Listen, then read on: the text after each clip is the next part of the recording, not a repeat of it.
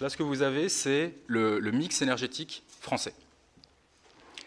Je le présente en énergie finale. Il est peu souvent présenté comme ça, et ça me semble dommage. L'énergie finale, c'est l'énergie, c'est la statistique qui nous permet de mieux mesurer l'énergie réellement utile pour les activités humaines. Donc là, par exemple, ce que vous avez sur le nucléaire, vous voyez que le nucléaire n'est que à 17% de l'énergie finale en France. C'est l'énergie que le nucléaire produit et qui est effectivement utile. Donc c'est l'électricité. Ce n'est pas les nuages de vapeur d'eau qui sont au-dessus des centrales, qui ne sont pas dans ces statistiques-là, mais qui, soit dit en passant, pourraient être utilisées. Les Slovaques l'utilisent pour chauffer des villes. Hein, donc la leçon à tirer de ce graphique-là, c'est que la France est un pays extrêmement dépendant du pétrole et du gaz. La première source d'énergie consommée en France en 2019, c'est le pétrole. C'est quasiment la moitié de l'énergie consommée en France qui vient du pétrole. La deuxième, c'est le gaz fossile. La troisième, en 2019, c'était le nucléaire. Dès 2020, ce sont les énergies renouvelables.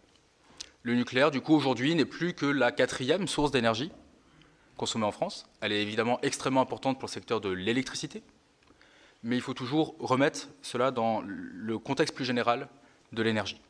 Et quand on regarde au sein des énergies renouvelables, vous voyez en fait que la majorité des énergies renouvelables consommées en France, c'est de la biomasse, qui n'a aucun problème en termes d'intermittence.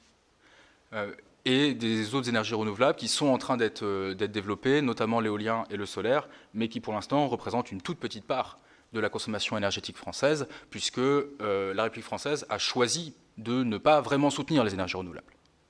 Non, il faut le dire. La France, on a 27 États dans l'Union européenne.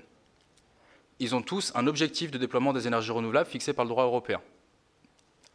Sur les 27 États membres de l'Union européenne, il y en a 26 qui l'ont atteint. Il y en a un qui ne l'a pas atteint, c'est la France. Donc en termes de déploiement des énergies renouvelables, la France fait moins bien, et vraiment à la fin des 27.